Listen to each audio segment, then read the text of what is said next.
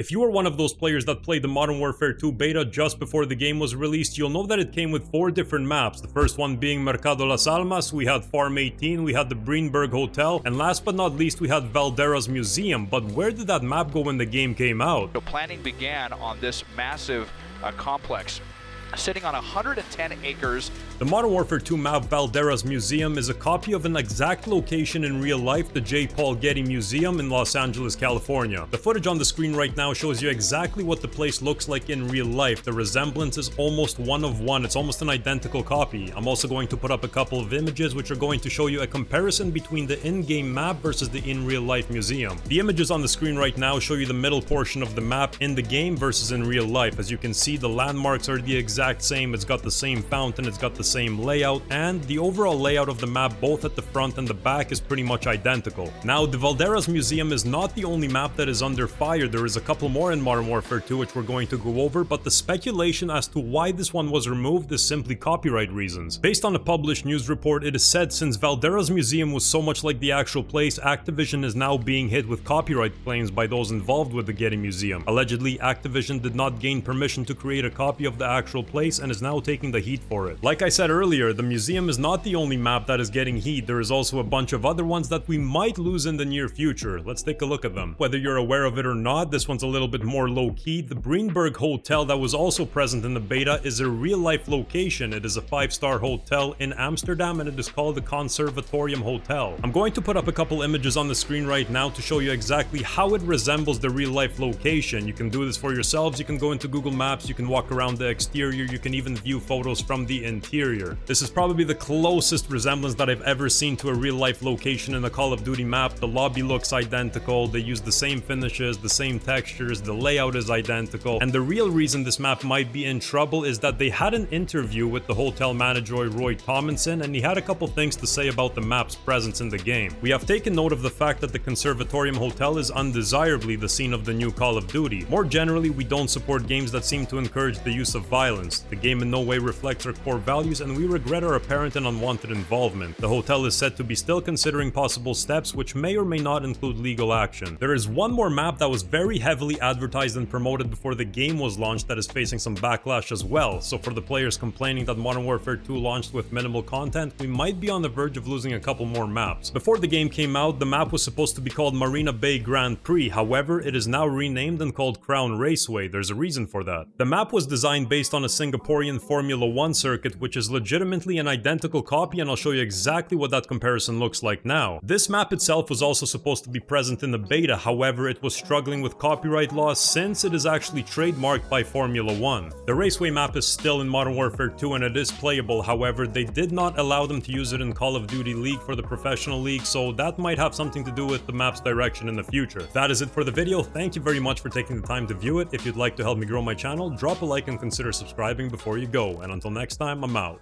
Peace.